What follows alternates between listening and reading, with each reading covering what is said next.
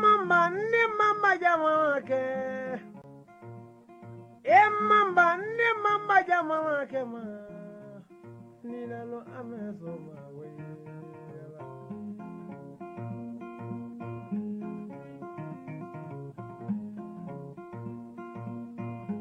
Sana mala maloi.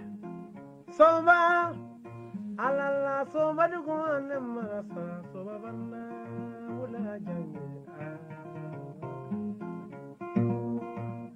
alamba badiande soba me buri madiande marasa koya mani go toleno ne kunderi yela amesoba we.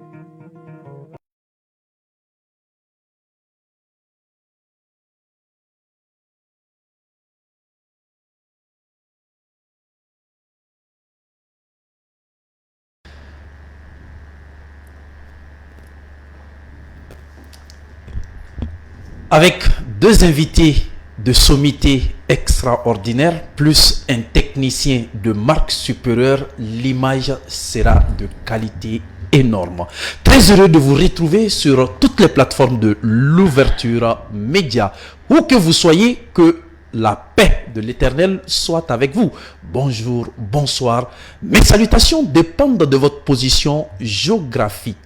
Sans plus tarder, nous allons donner la parole à notre invité numéro 1 de ce soir pour qu'il se présente à vous, nos chers abonnés de la page Facebook ainsi que la chaîne YouTube. Merci d'avoir accepté notre invitation. Merci, le grand journaliste Dr Sempara, pour votre invitation. Et je le dis toujours, c'est pour moi un immense honneur de me retrouver sur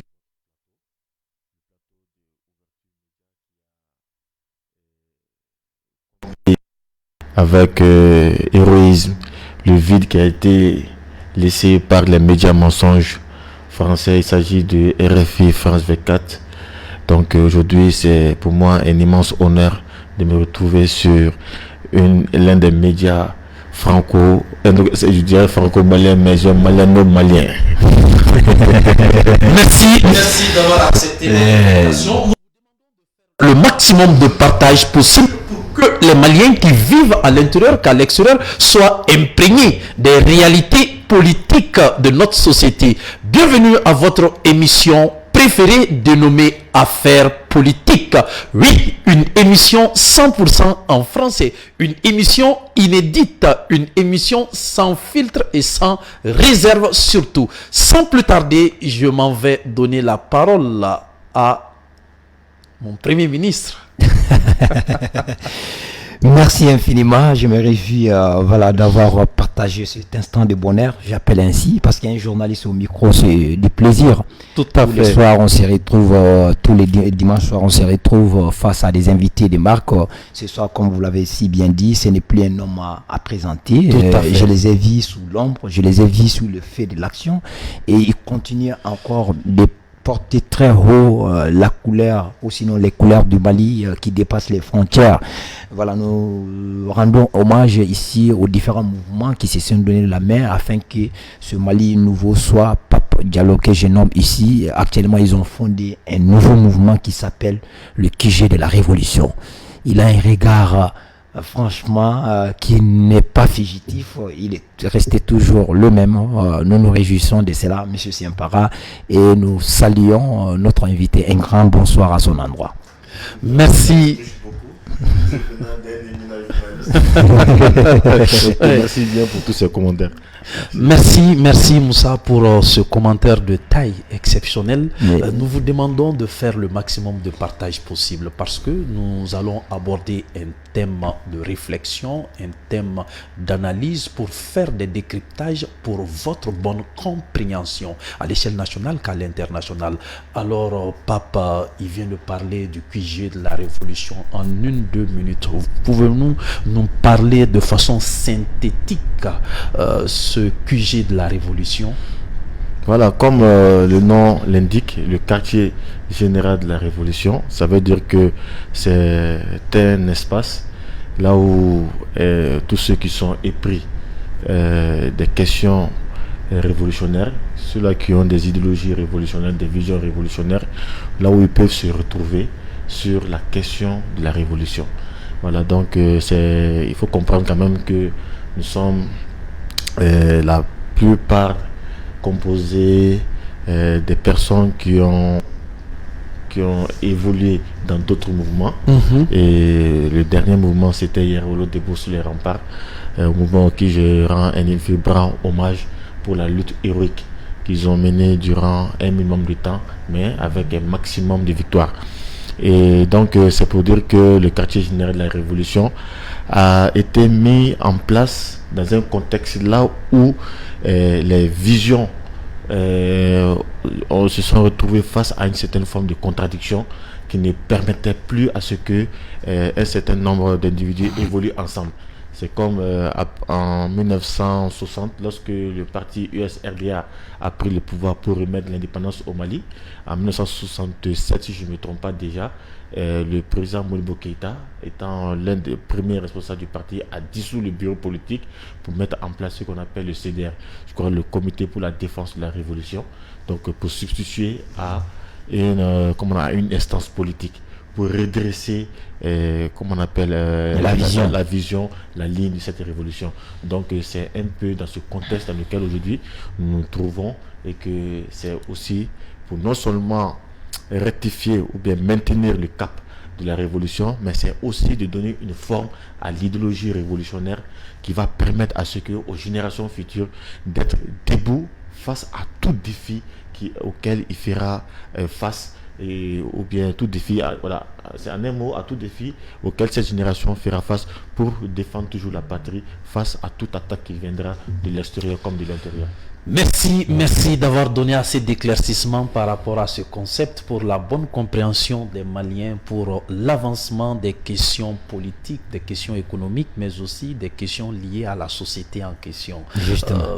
Vraiment, c'est un plaisir d'avoir plus d'éclaircissements vis-à-vis à l'endroit de nos chers abonnés. Et aujourd'hui, il sera question de la présence de deux invités sur notre plateau. Le premier n'était pas à présenter, on vous a présenté cet invité. Le deuxième invité, c'est, je dirais, un artiste chanteur politique. Il s'appelle Monsieur Raphaël. Il va venir animer et vous donner son point de vue par rapport à la réalité sociopolitique de notre société. Sans plus tarder, il sera question aujourd'hui avec notre premier invité du retrait de Burkina et du Niger au niveau de l'espace des pays membres de G5 Sahel. Et sans oublier la visite surprise vis-à-vis de la communauté malienne et nigérienne du gouverneur de la BCEAO au niveau du Burkina en question. Alors, quelle analyse, quel diagnostic faites-vous par rapport au retrait du Burkina dans l'organisation G5 Sahel? Est-ce que c'est pas en retard, ce retrait n'est pas un retrait en retard, ou suite à la rétention de certains avantages qui étaient versés au profit de ces deux pays qui les a poussés de se retirer de cette manière? D'abord, il n'est jamais trop tard pour bien faire, et ceci marque d'abord la qualité du leadership du Mali dans la lutte ou bien dans le combat de libération nationale. Et il faut comprendre de manière très simple qu'il y a un système mondial qui est là, qui consiste à créer des problèmes et à faire de ces problèmes des moyens d'enrichir de certaines organisations. Par exemple, il fallait la guerre au Mali pour enrichir une organisation, par exemple, comme la mission multidimensionnelle qu'on appelle la MINUSMA, qui s'enrichissait à partir des guerres qui se perpétraient au Mali, comme Barkhane aussi, c'est toujours la même procédure, comme certaines ONG. Donc, la question du G5 Sahel, nous déjà, on avait déjà alerté que le G5 Sahel était un moyen de perpétuer, comme on appelle, la guerre au Mali, pour qu'elle soit des sources de revenus ou bien un moyen de pillage de nos ressources au bénéfice de certaines cartels internationaux, de certaines organisations internationales. Mais comment? Non, bon, on ne va pas retourner chaque fois sur les mêmes propos. Ça a été tellement défini aujourd'hui que la guerre qui nous a été imposée. Mais il faut rappeler cela à nos internautes. C'est pas tout le monde qui suit l'actualité. Oui, mais je sais qu'aujourd'hui, ce que les gens ne savent pas, c'est qu'aujourd'hui, la conscience politique du Malien a atteint un certain niveau, et surtout grâce à vos médias aujourd'hui qui n'ont jamais cessé d'éveiller la conscience du peuple malien. Donc aujourd'hui, les Maliens lambda savent aujourd'hui que ces organisations sont là rien que pour imposer une guerre, pour s'enrichir sur le dos des Maliens et même sur la mort, les massacres des Maliens. Mais là où je voulais en venir, c'était quoi? C'est que depuis longtemps, je crois en 2020 déjà, on avait alerté sur la question du G5 Sahel lorsque le président Macron avait invité les 5 présidents du G5 Sahel à un sommet à Pau en France. Et en ce moment, j'étais secrétaire général des héros de Bousser les remparts, et nous avons répondu en organisant aussi un contre-sommet à Pau, mais cette fois-ci au Burkina, pour dire aujourd'hui, si Macron convoque les 5 chefs d'État du G5 Sahel en France, nous allons tenir un sommet d'honneur et de dignité à Pau, au Burkina, pour répondre à ce manque de respect qui a été fait face à nos chefs d'État. Et déjà, et selon vous, ces chefs d'État ne devraient-ils pas être invités par le président français? Voilà, là, toi, vous parlez par exemple d'invitation. Nous, on a parlé de convocation. Parce que la question de cette convocation, c'était que ces chefs d'État devraient aller se clarifier. Donc, lorsque les chefs d'État partent se clarifier devant un autre chef d'État, c'est qu'en réalité, ce ne sont pas des chefs d'État en ce moment, mais ce sont des sous-préfets de la nation qui est gérée par le chef d'État. Mais avez-vous eu des preuves par rapport à la convocation? Non, on dit, quel que soit, nous, on a interprété. Une invitation, vous avez interprété à votre manière. Est-ce que c'était une convocation? Quel que soit Alpha. Une lettre de convocation, vous avez entendu ça? Non, on ne va pas aller dans du formalisme. On va pas aller dans le formalisme parce que les questions qui sont posées, ce sont des questions politiques. Et dans les questions politiques, libre à toute organisation, à tout individu d'interpréter les choses comme il le comprend. Et si cela n'est-il pas dû, c'est-à-dire à votre aversion vis-à-vis de la France? Parce que nous avons entendu que souvent, quand vous étiez au mouvement Irewoulou, il y a beaucoup de gens qui ont perdu la chance d'avoir des papiers pour la France. Et du coup, il peut y avoir cette situation de telle sorte que vous soyez frustré. Moi, je souhaiterais un peu avancer dans mes analyses, mais je pense qu'il faut avoir confiance à la conscience politique populaire aujourd'hui qui a dépassé ces questions-là. Aujourd'hui, l'armée a récupéré Kidal au détriment de la France, de l'aménagement. Donc ce débat il est déjà clos quoi. Quand ça change sur la France ou pas, ce débat là déjà clos. Maintenant c'était justement pour répondre à un truc pour dire que nous on avait déjà alerté. Pourquoi? Parce que en ce moment en 2020 ils ont commencé à parler de Takuba. De Takuba qui allait demander l'intervention, c'était une nouvelle force, un élargissement de Barkhane à d'autres nations qui devaient aussi contribuer aussi pour mener entre parenthèses une guerre. C'était faux, c'était juste des ressources qui ont été découvertes, des ressources naturelles comme l'or qui ont été découvertes à Kidal qui devaient se partager entre eux. Donc quand nous on a vu ça, on a commencé à monter la pression, on a commencé à taper sur le G5 Sahel. Mais il faut rappeler aussi quand même que les populations maliennes, à un moment donné, le G5 Sahel devait venir s'implanter à Bamako, à Badalabo précisément. Et les gens ont refusé. Les populations maliennes, surtout à Badalabo, à Bamako, se sont organisées pour faire une véritable guérilla contre cette implantation-là. Donc c'est pour dire que les Maliens depuis longtemps ont décrié, mais c'était les responsables, les autorités qui n'ont pas suivi. Et avec la venue de cette nouvelle équipe qui est le CNSP, qui est la, comme on appelle l'organisation, mais le comité politique de l'armée, qui s'est assumé aujourd'hui et à prendre cette décision qui a été saluée, qui a dit qu'on a bien et bien dit que G5 Sahel était une coquille vide, mais bien avant ça aussi, paix à son âme, Ibrahim Boubacar, le président aussi, d'une manière un peu, je dirais, politique, revendiquait certaines sommes qui étaient pratiquement détournées par la France, parce que c'était la France qui était le trésorier, donc le G6e Sahel, donc le trésorier des G5 Sahel. Donc ils prenaient l'argent avec les Américains pour venir financer le G5 Sahel, qui n'a jamais été financé, et dont l'argent était tout le temps récupéré par la France. Donc et les pays, les chefs d'Afrique se plaignaient, d'où le président de la République en son temps, Ibrahim Boubacar, qui parlait d'argent, à chaque fois il parlait d'argent pour financer le G5 Sahel contre. Donc il était au courant de ça. Mais bien sûr que Ibeka était au courant. Bon, même on va pas aller trop sur ça, on va un peu avancer. Donc la décision qui a été prise aujourd'hui par ces autorités militaires de se retirer a été saluée par les populations africaines cette fois-ci, un peu partout. Et aujourd'hui, si le Niger et le Burkina, qui avec le Mali aujourd'hui ont fondé ce qu'on appelle l'AES, l'accord des États du Sahel aujourd'hui, je pense que c'est la vérité ou bien que la raison qui a été simplement remise à sa place.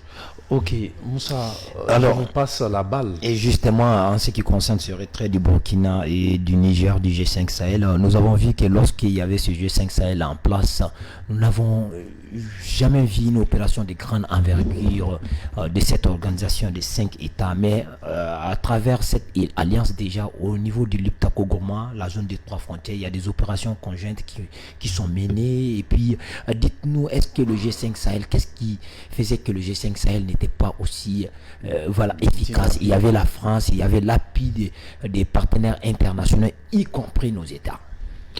Mais c'est clair que toutes ces organisations internationales n'étaient pas venues pour faire la guerre. C'était juste des organisations qui ont été mises en place pour se faire du fric sur les dos des Maliens. Donc aujourd'hui, c'est ce qui est... Des Sahéliens, hein? Mais des Sahéliens, des Sahéliens effectivement. Et voilà, parce qu'il n'y a pas que le Mali. Merci bien de m'avoir d'avoir précisé ça, des Sahéliens.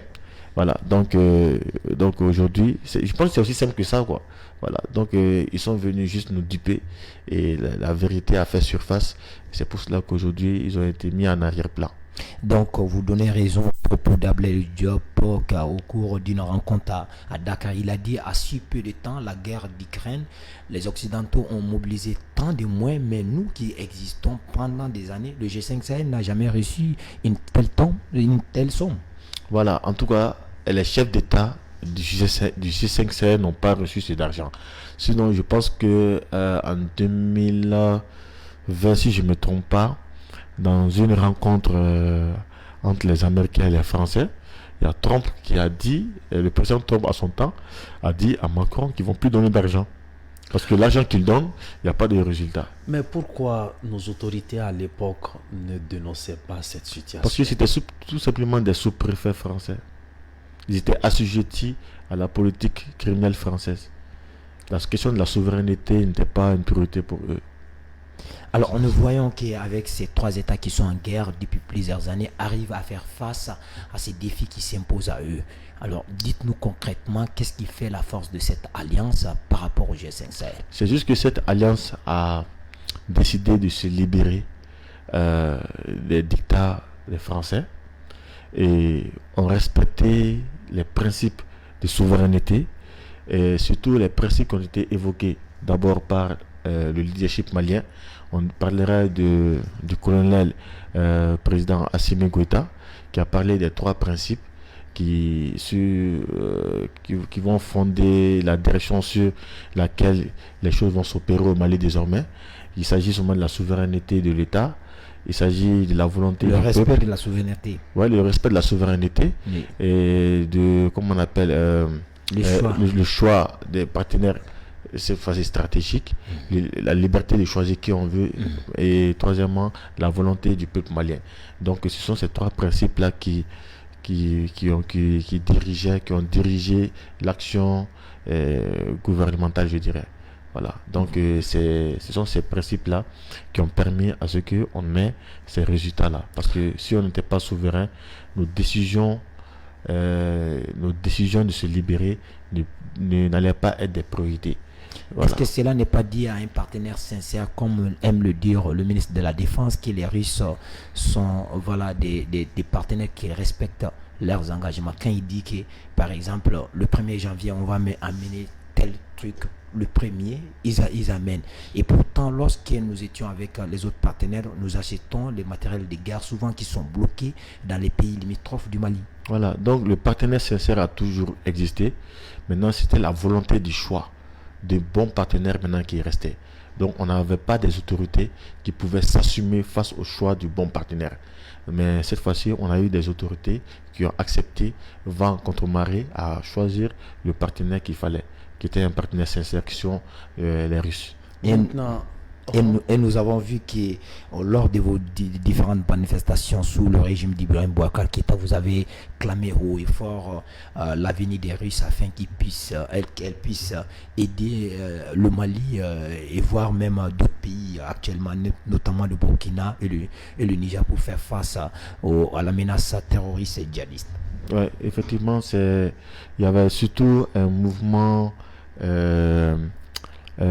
qui était là, qui a surtout mené beaucoup ce combat pour que les Maliens se tournent vers la Russie, qui est le mouvement... Trop c'est trop? Non, c'est pas trop, c'est trop. On a tout compris? Non, pas on a tout compris, qui était typiquement sur la question des Russes.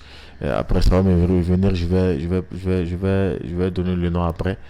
Donc, qui ont fait la pétition? Qui ont fait la pétition, voilà. Beaucoup moins des patriotes. Le GPM. GPM. Le GPM qui a fait une pétition. En 2016. En 2016 déjà, depuis 2016. C'est pour dire que les Maliens ont commencé à mener le combat depuis longtemps, mais on n'avait pas eu des autorités qui pouvaient s'assumer ou bien porter ce combat au niveau institutionnel. Je pense qu'ils ont eu 8 millions comme ça. Plus de 8 millions de Maliens ont signé. Maintenant, ce que je n'arrive pas à comprendre, quand nous prenons la situation de l'organisation G5 Sahel, il me semble que depuis le mois d'octobre passé, les avantages qui étaient liés à cette activité auprès du Burkina et du Niger ont été arrêtés et pendant plus de 2 mois. Et c'est maintenant que les autorités nigériennes et les autorités de Burkina se retirent.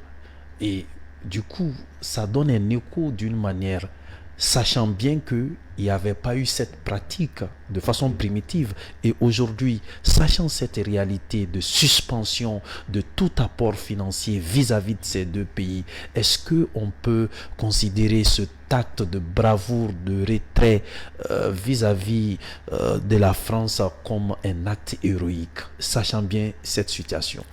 Bon, moi je ne sais pas à chaque fois pourquoi les gens veulent voir ces actions-là comme des actions d'héroïsme. C'est simplement s'assumer et se libérer du faux. Mais il faut s'assumer au moment où tu recevais. Ouais. C'est pas après la rupture qu'il faut s'assumer. Et cela sous-entend peut-être une induction, monsieur Moussa Konaté, une induction. Si il n'y avait pas cette rupture, ils allaient continuer avec cette organisation du G5 Sahel. Pourquoi ne pas faire comme le cas du Mali, de quitter définitivement. Oui, mais il faut comprendre d'abord que le Mali, pratiquement tous les événements qui se sont déroulés au Mali sont en train de se dérouler maintenant dans les pays comme le Burkina et le Niger. D'abord, le Mali a d'abord fait son coup d'État, après le Burkina, ensuite le Niger. Et si je ne me trompe pas, le Burkina, ils ont donné une date qu'ils vont se retirer. C'est pas un retrait immédiat. Et pour le Mali, c'était un retrait immédiat. Oui, mais même pour le Mali, c'est pas... Bon, est-ce qu'on ne doit pas, Assimi ne doit pas se méfier un peu aussi? Non, pas du tout. C'est-à-dire, il faut... Parce qu'on ne peut pas former une alliance au niveau du Sahel avec l'existence du non-G5 Sahel étant membre de ces deux organisations. Est-ce que les informations ne pourront-elles pas fuiter de l'alliance des États du Sahel vers... Je pense que vous ne devez pas vous inquiéter. Déjà, les communautés conjointes ont une connotation juridique. Déjà, les expressions sont claires. Nous nous retirerons de toutes les instances, et y compris les forces conjointes. Je pense que déjà, cela a une connotation qui prouve à suffisance que nous faisons plus partie de cette organisation. Alors, en ce qui concerne la question suivante que je vais vous poser, on sait qu'il y a GD maintenant, il y a la Mauritanie et le Tchad qui sont dans les deux extrémités. Est-ce qu'il y a une possibilité que cela puisse survivre? Le G5 Sahel. Oui. Non, une fois qu'on s'est retiré du G5 Sahel, le reste, ça ne nous intéresse pas. C'est fini. Si ça ne reste pas, ça ne nous intéresse pas du tout. Parce que la priorité aujourd'hui aux Maliens, c'est d'abord pour les 3 États, le Mali, le Niger, c'est de savoir d'abord au niveau de l'AES, qu'est-ce que nous pouvons créer entre nous. Maintenant, au fur et à mesure, parce qu'il faut comprendre que le projet de l'AES, il a été dit que ceux qui veulent maintenant intégrer l'AES, il y a des principes, il y a des parties. En fait, il y a une ouverture au niveau de l'AES pour accepter l'intégration d'autres nations. Mais la question du GSL, ce sont des produits qui ont été faits à l'extérieur. Ça ne nous intéresse pas du tout. Mais voilà, le ministre des Défense de la France a dit que certains États vont bientôt tomber au Sahel. Est-ce que vous ne craignez pas qu'ils vont essayer, partant de ces États-là, servir de base à rien pour pouvoir déstabiliser ces pays? Voilà, vous savez, toujours ces émissaires français ont passé plus de temps à bluffer ceux qui les envoient. Ils ont toujours fourni des faux rapports. Récemment, il y a un qui a dit que dans quelques temps, le Mali va tomber, des trucs comme ça. Après, le Mali a repris Kidal. Donc, il ne faut pas trop prendre en compte ce qui vient par la France. Vous savez, parce que la plupart du temps, les médias maçons sont français. Donc, la France passe plus de temps à mentir qu'à régler des problèmes de sa société elle-même. Donc, il faut la laisser continuer à aller droit au mur. Ça ne passe pas. Voulez-vous dire qu'ils veulent nous distraire pour nous faire oublier l'essentiel? Non, pour dire clairement que la France est un pays menteur. D'accord. Okay. Merci pour cet éclaircissement. Nous vous demandons de faire le maximum de partage possible, de commentaires pour que les Maliens qui vivent à l'intérieur qu'à l'extérieur soient imprégnés des réalités politiques de notre pays, mais aussi des pays qui sont alliés au Mali, tels que le Burkina et puis le Niger. Tout récemment, nous avons vu la visite du gouverneur de la BCEAO au niveau du Burkina Faso. Cette visite a pour finalité quoi et ça peut aboutir. Est-ce que cette visite peut aboutir à une séparation, une division pour mieux régner, ou pour s'aimer des doutes dans la bibliothèque du subconscient du colonel Assimi Goïta ainsi que le général Tiami? C'est comment j'ai vu le président surtout l'emballage sur l'évolution économique. Oui, je vais en venir. Quand j'ai vu d'abord l'image du président Traoré avec, je crois, Jean-Claude Kwasi Brou, nommé par Alassane. Voilà, automatiquement, j'ai vu, comment il s'appelle, Pablo Escobar, qui a envoyé Bernard Madoff. Voilà, donc c'est-à-dire c'est une mission des plus grands arnaqueurs et des plus grands, les cartels et les plus grands arnaqueurs. C'est la collaboration entre l'un des plus grands cartels et l'un des plus grands escrocs de l'histoire du monde qui se sont retrouvés mais face à Lucky Luke. En fait, Lucky Luke, quand on regarde Lucky Luke, c'est un cowboy qui est plus rapide que son ombre. Donc Traoré, pour moi, il était Lucky Luke et l'autre était Bernard Madoff. C'est parce que Bernard Madoff, vous savez, si vous connaissez un peu l'histoire, c'est l'un des plus grands arnaqueurs escrocs de l'histoire, qui a beaucoup escroqué les gens. Et la BCEAO, qui est la Banque centrale des États d'Afrique de l'Ouest, relève de l'UEMOA. Et quand on parle de l'UEMOA, on parle du franc CFA. Donc, alors, en parlant du franc CFA, le franc CFA est l'instrument de la plus grande arnaque de la France contre des pays africains. Parce que c'est l'instrument qui permet de piller les ressources et d'imposer la pauvreté, la mort aux populations africaines en toute douceur, sans aucune trace. C'est ça aujourd'hui qui est le franc CFA. Donc, comme vous le savez très bien, aussi simple que ça, les banques défendent chaque fois leurs intérêts. Et aujourd'hui, cette BCEAO, c'est la banque centrale de ce CFA qui est là aujourd'hui. Donc, ce monsieur, il est certainement venu pour essayer de défendre l'intérêt du franc CFA aujourd'hui, parce que c'est clair aujourd'hui que l'État du Sahel, après qu'ils ont fait leurs interventions, c'est clair que les questions monétaires sont impliquées au niveau de l'AES. Donc il y aura une indépendance monétaire face à l'UEMOA aujourd'hui. Donc s'il y a une possibilité d'avoir une nouvelle union monétaire et économique, ça veut dire qu'il y a un préalable ou bien une période sortie de cette union monétaire ouest-africaine qui existe déjà. Donc, sur ces questions, il est important quand même que les premiers responsables de cette banque viennent aussi pour poser cette question par rapport à l'intérêt de cette banque centrale-là. Alors, est-ce que ça ne nous renvoie pas un peu à l'histoire de la fédération que Modibo avait initiée? Il y avait la Côte d'Ivoire, la tentation de mettre la Côte d'Ivoire dans cette fédération, le Bénin, le Togo, le Burkina ainsi que le Sénégal. Nous avons vu petit à petit se sont retirés de cette organisation. La Côte d'Ivoire, du fait, il dit alors moi je suis le plus grand contributeur, j'ai assez de ressources, je ne peux pas faire avec des pays qui sont à faible revenu. Lui s'est retiré, donc c'est resté les 4 pays. Et ensuite, puis nous avons vu le Dahomey ainsi que le Togo se sont retirés et ensuite le Burkina. Il restait le Mali et le Sénégal qui ont fondé une fédération. Et nous savons comment ça s'est passé. Est-ce que c'est le même scénario? Qu'est-ce que ces chefs d'État de lutte au groupement de cette alliance doivent faire pour ne pas tomber dans les mêmes erreurs? Voilà, donc cette fois-ci, je pense que la forme diffère beaucoup. Bon, pour les chimistes un peu, cette fois-ci, avec Modibo Keïta, on peut dire que c'était un ensemble d'abord de molécules, donc c'est dissocié. Mais cette fois-ci, ça part sur la base d'un noyau qui est naissant.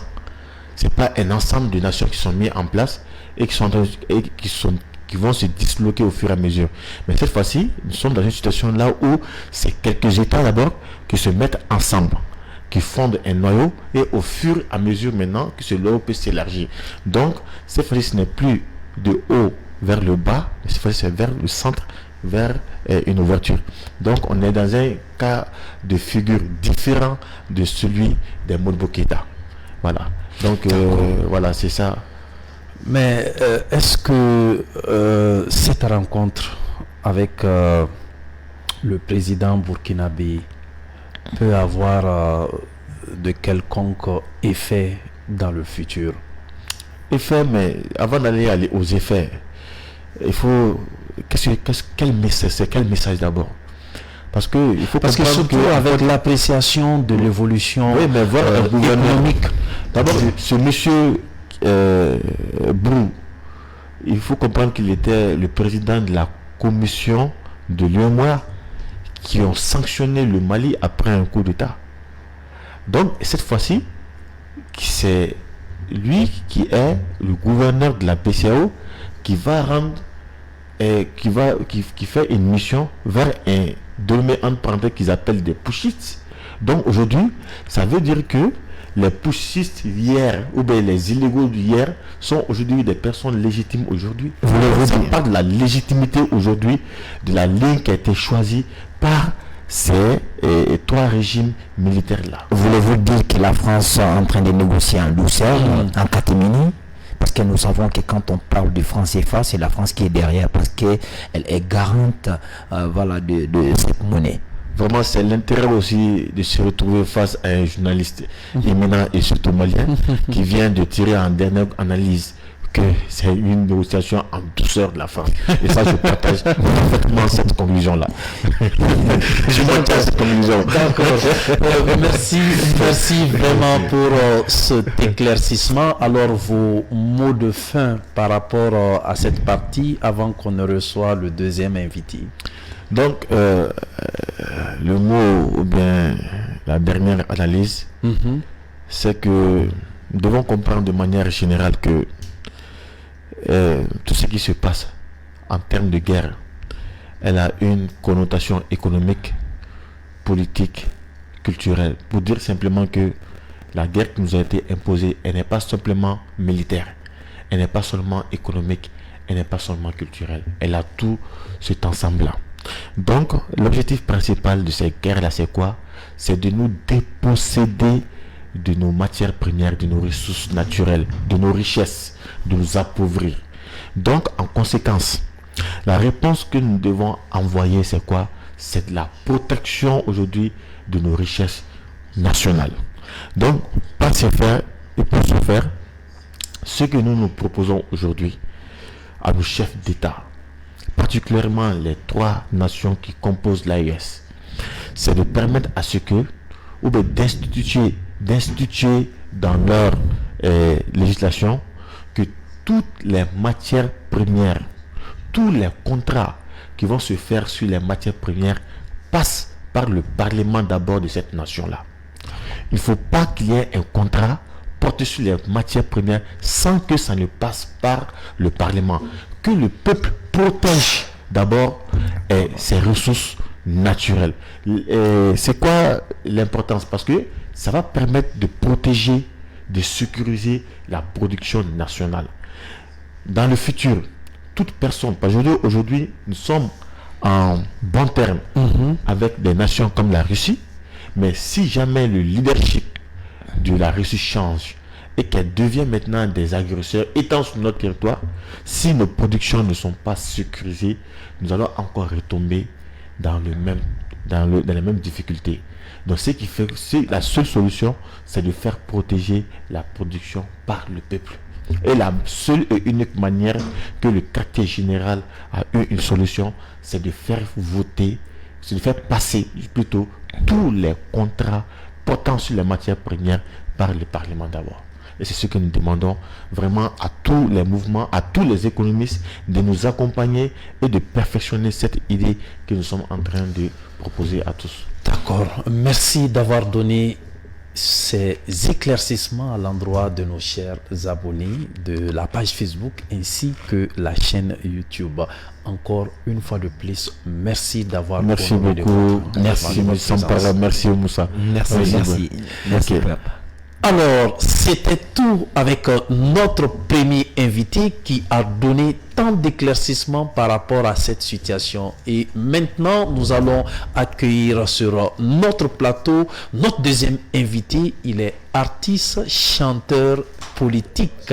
Il s'appelle Monsieur Raphaël. Alors, Moussa, que pensez-vous de cette analyse, de ce diagnostic de Monsieur Pape Diallo par rapport à cette situation avant que notre deuxième invité ne s'installe? Bon, par son analyse, je vois que c'est un homme averti, c'est un homme qui suit les dossiers. À travers ses explications, nous l'avons su depuis le début de ce processus, à travers la mise en place du G5 Sahel. Comment a été mis en place le G5 Sahel, comment les fonds étaient gérés, comment les fonds étaient cherchés, ce que le G5 Sahel aussi a pu faire, et le retrait aussi de ces deux pays, parce qu'il a parlé aussi du leadership du Mali, que le Mali qui portait ce chapeau, parce que lorsque le deuxième coup d'État a eu lieu au Mali, nous avons vu qu'au Burkina ça a commencé, on pressentait, c'est-à-dire un autre coup d'État au Burkina. Alors par la suite, nous avons constaté que Damiba est venu au pouvoir. Avec Damiba, donc les gens doutaient de sa lutte. Lui, il a été renversé comme au Mali. Et par la suite, nous avons vu au Niger aussi, il y avait des soucis avec Bazoum. Tantôt, Bazoum va être renversé. Il y a des mutineries ici et là. Bazoum même, il a dit que vraiment, lui, sa position ne va pas tenir si toutefois le peuple le lâche. Et par la suite, nous avons vu que Damiba a été déboulonné par Tchani. Et lorsque cela a été fait, ça fait une ouverture royale au Mali. Et donc, le Mali et le Burkina, lorsque l'organisation ouest africaine a menacé d'attaquer le Niger, le Mali et le Burkina dit niet. Si vous attaquez le Niger, c'est comme si vous attaquez le Mali et le Niger. Puisque dans cette affaire nigérienne, la survie du Mali et le Burkina en dépendait. Les mêmes forces qui venaient déloger le Niger, après le Niger, ça aurait dû être le Mali ou le Burkina, comme le cas de Kadhafi. Donc ils ont anticipé pour faire un communiqué conjoint et faire bloc par rapport à cela. Les gens s'est posé la question avant d'aller aider le Niger. Vous êtes buté par le terrorisme pendant combien d'années? Mais c'est stratégique. D'accord, voilà. D'accord. Merci encore une fois de plus pour cette courte analyse et de synthèse par rapport à la situation. Place à notre deuxième invité. Il s'agit de Monsieur Raphaël. Ouais. C'est un artiste, chanteur, compositeur qui s'est inspiré de la situation actuelle politique de notre bas Maliba, et il est sur le point de produire un album par rapport à la situation économique, politique, diplomatique de notre société. Je pense que l'album tend vers la fin. Il serait ça maintenant, je pense, un morceau sur la libération de Kidal. Et sans plus tarder, nous allons donner la parole à notre deuxième invité. Bonsoir tout le monde. Bonsoir. Je me nomme Diabaté Arafan, dit Raphaël, je suis artiste, musicien, auteur, compositeur, j'ai 2 albums à mon actif. Alors, je salue l'ouverture média. Vraiment, c'est un plateau qui fait la fierté des artistes, des politiciens, des hommes politiques et de tout le monde.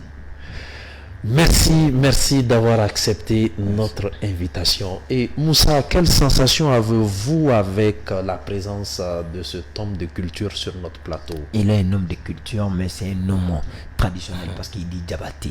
Ce sont les dépositaires de nos cultures. Il est griot, donc depuis les temps immémoriaux, nous savons que le savoir est détenu par cela. Ce sont les conseillers des rois, des familles. Ce sont eux qui sont dans tous les rouages de la société. Et si cela arrive aujourd'hui et qu'on ne trouve pas des griots ou sinon des griots qui relatent l'histoire de leur façon, moi je pouvais dire qu'il ne chante pas, mais il est dans son rôle traditionnel. Donc il est en train de relater l'histoire à sa façon, comme ses aïeux ont eu à le faire dans le passé par Soundiata, par Babemba et autres. Donc je pense qu'il est dans son rôle. Merci pour ce éclaircissement.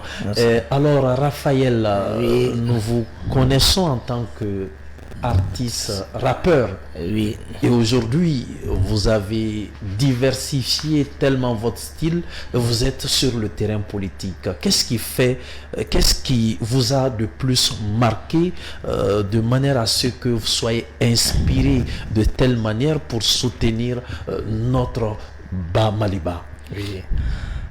Précisément, le soutien à la transition. Oui. En fait, mon premier album est sorti en 2002. 2002? Oui. Ça, c'était sur quoi?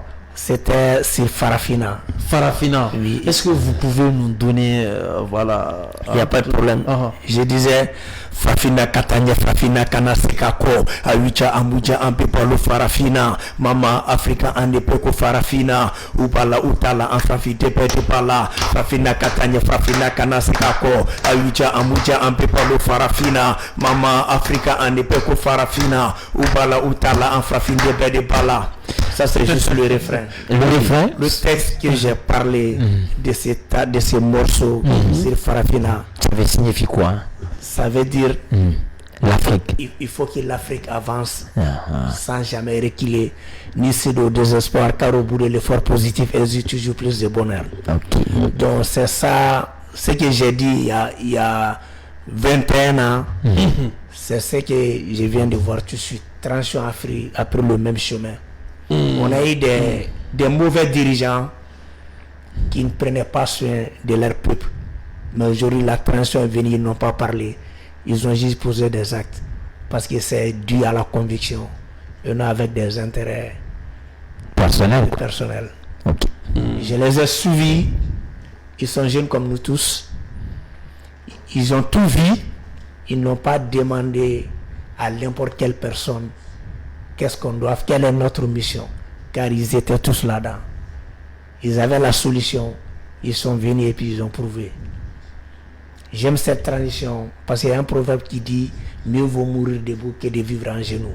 Le Mali était en genoux, la transition est venue, ils ont montré la dignité du peuple malien aux yeux de tout le monde. On ne peut pas avoir la dignité sans le respect. Donc ils ont rendu ce peuple-là fier. Voilà, on ne peut pas avoir le respect sans le comportement. On ne peut pas avoir le comportement sans la considération. Pour moi, le Mali est le pays le plus respecté aujourd'hui. La nationalité la plus respectée aujourd'hui. Alors que le régime passé, à un moment donné, il y avait des Maliens qui voulaient changer leur nationalité à la nationalité d'autrui. Mais aujourd'hui, c'est d'autres personnes qui veulent changer leur nationalité à la nationalité malienne aujourd'hui. Ça, c'est une grande fierté. C'est pour cela, en tant qu'artiste, j'ai droit d'éduquer, de revendiquer, de conscientiser pour qu'on ne soutienne pas cette transition qui a montré la fierté du peuple malien aux autres pays africains. Le Mali est devenu le chemin de la liberté. Alors, quels sont les morceaux qui constituent ce nouveau album qui doit sortir dans peu de temps? Il y en a tellement. J'ai un morceau concernant la récupération de Kidal. J'avais parlé de ça, c'est pas maintenant. J'ai un morceau aussi sur la France-Afrique. La France-Afrique. La France-Afrique. Maintenant, quelle est l'idée maîtresse de ce morceau? Parce que ils ont l'habitude de dire qu'on était indépendant. Moi, Raphaël, je ne suis pas d'accord. Le Mali n'a jamais eu son indépendance. C'est avec l'arrivée de cette transition, j'ai vu que le Mali a eu son indépendance. Mais comment vous voyez cette indépendance maquillée de la part de la France? Parce que l'indépendance qu'on avait eue en 1960, c'était une indépendance dans la dépendance. Une indépendance dans la dépendance. Dans la dépendance. Oui. Notre indépendance dépendait à la France. Parce qu'il y avait 11 accords coloniaux qui est toujours là. Mais Assimi est venu, il a annulé les 10 accords. Le 11e accord, ça c'est le franc CFA. Dans mon album France-Afrique, j'ai parlé la seule solution qu'on a aujourd'hui pour éradiquer totalement tout avec la France. C'est tout ce qu'on a fait. Pour moi, on n'a rien fait. Quand on fait sortir notre monnaie, c'est fini pour la France. Non, c'est fini pour la France. Mais qu'est-ce qui vous fait dire ça? Parce que la monnaie, elle est garantie par la France. Oui, mais la monnaie que nous on va sortir, on va multiplier la France par l'infini. L'inexistence même de la France. La France n'est rien sans ses colonies. Même le droit de veto que la France a eu, c'est dit à leur colonie. Soit la France fait quoi? Ils ont créé quoi? Il y a quel pays en Europe que la France travaille avec quel pays en Europe? Il travaille plus que qui?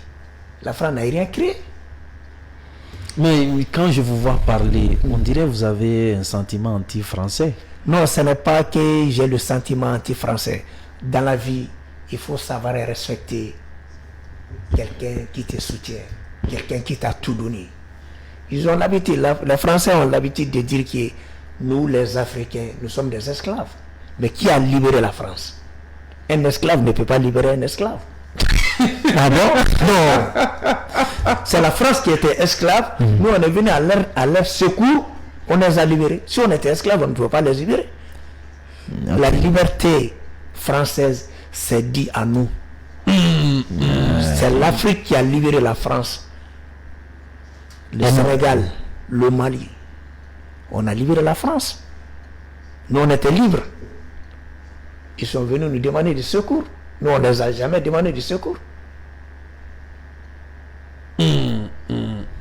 Pour moi, c'est la France. Et ils étaient vraiment des esclaves, les Français. Mais est-ce que vous pouvez chanter une partie de ce morceau France-Afrique? Oui, je peux chanter. J'ai dit la France de De Gaulle, de Jacques Chirac, la France de Mitterrand, de Macron. C'est eux qui ont pris toutes nos ressources.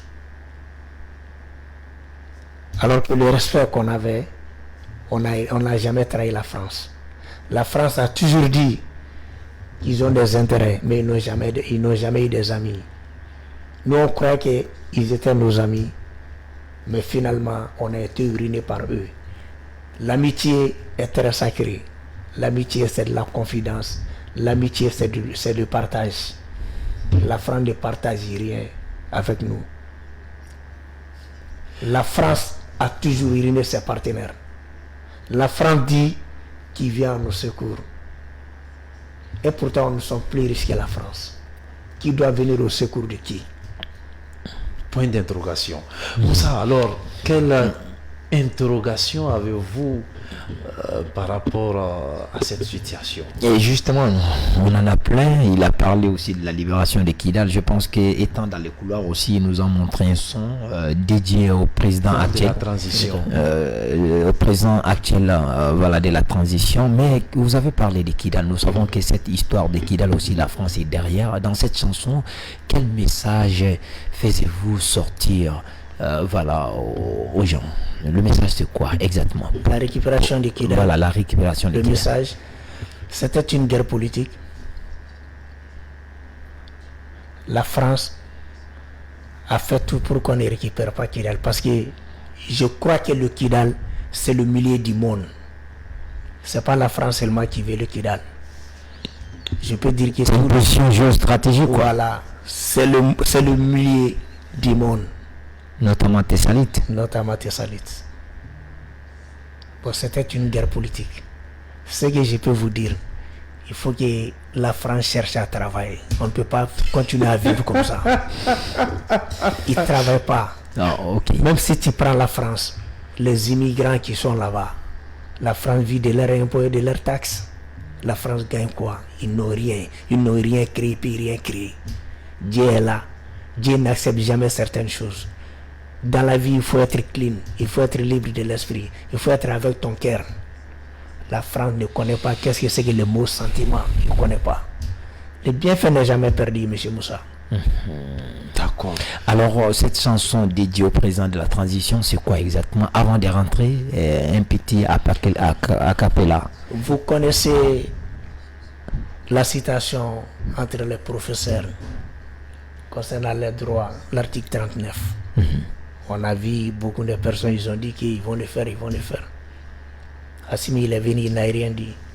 Il a mis tout simplement 20 milliards pour régler les grilles. Actuellement, il n'y a plus de problème entre les professeurs et nos dirigeants. Il a augmenté le salaire. Il a fait tellement de fourrages. À peu près, nous sommes à 400 et quelques fourrages.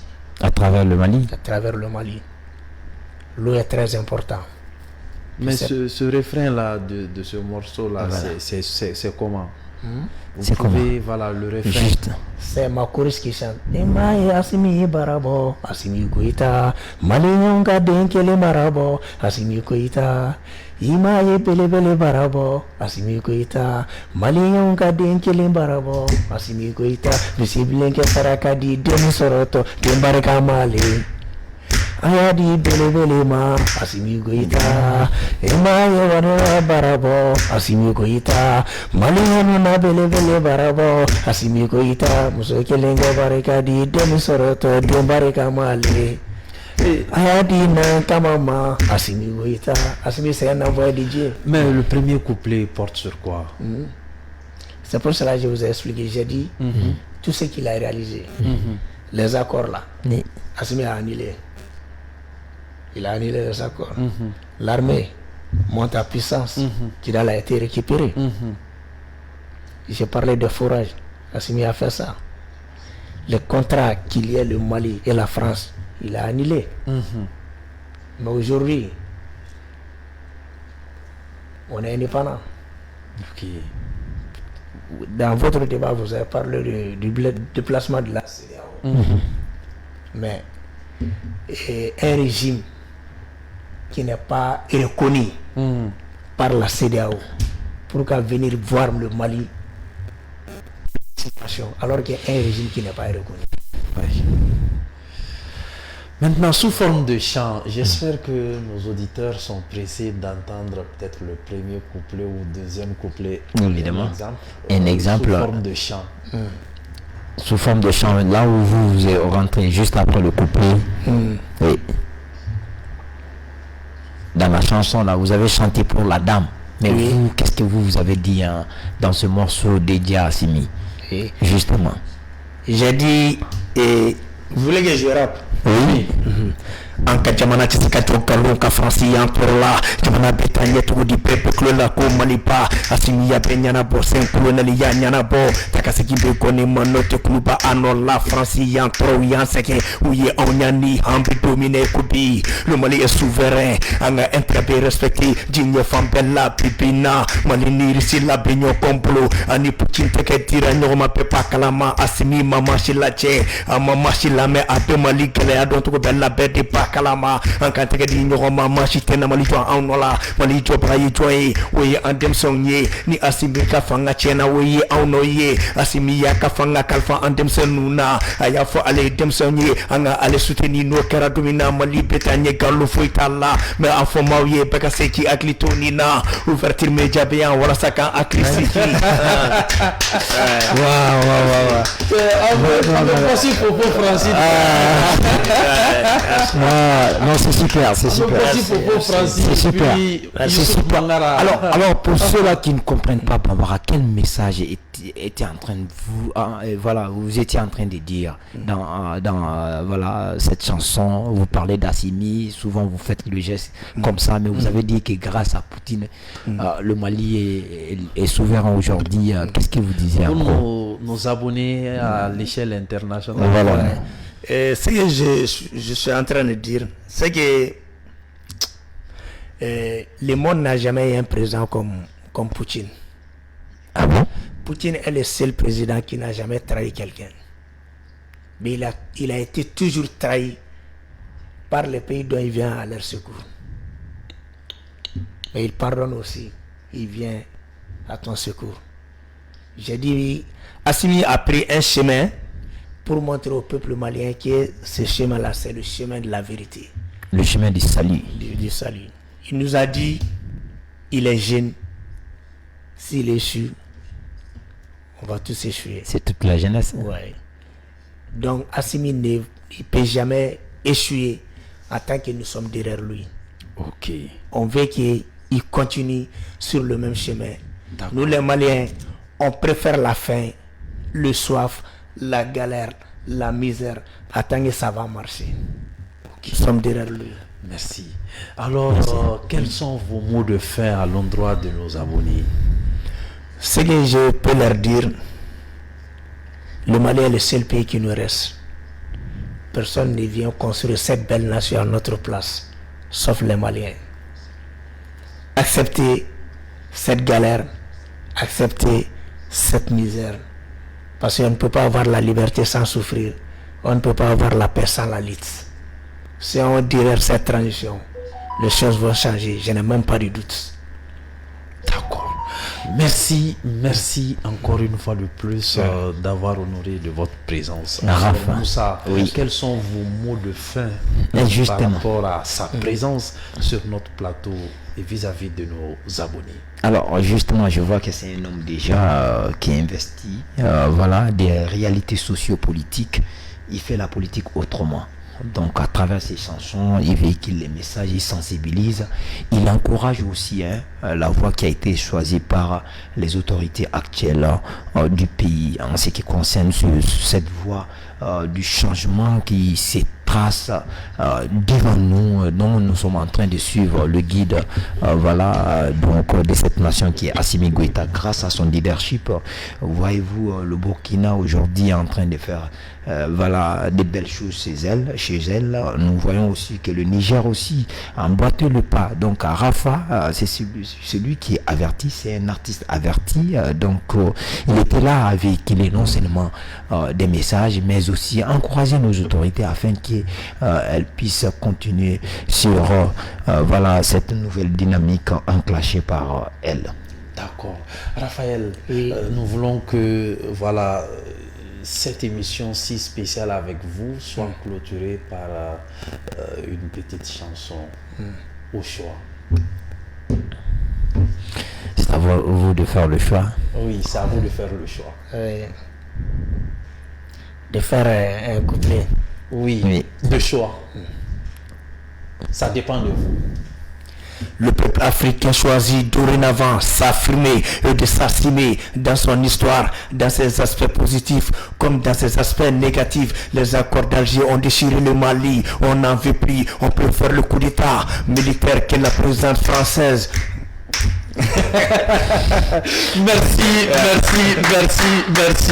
Merci vraiment pour cet accompagnement. Merci. Le peuple malien sera reconnaissant envers vous dans le jour à venir. Merci. Donc, nos chers abonnés, nous vous rappelons que c'est était notre deuxième invité de ce numéro spécial de ce dimanche, si je ne me trompe pas. Je pensais que j'étais au vendredi, tellement qu'il y a de l'ambiance. Généralement, on organise les concerts les vendredis. Et nous avons l'habitude sur Ouverture Média, voilà, à travers le numéro spécial Hot Standing, on fait des émissions sur les artistes en question. Donc nous vous rappelons que ces émissions se font tous les vendredis et les dimanches à partir de 21h sur toutes les plateformes de l'Ouverture Média, et la technicité est garantie par un jeune de talent énorme, Monsieur Prince Tony. Merci d'avoir accepté notre invitation, Monsieur Moussa Konaté. Merci. Et Monsieur Raphaël. Prince Tony, merci, merci, merci.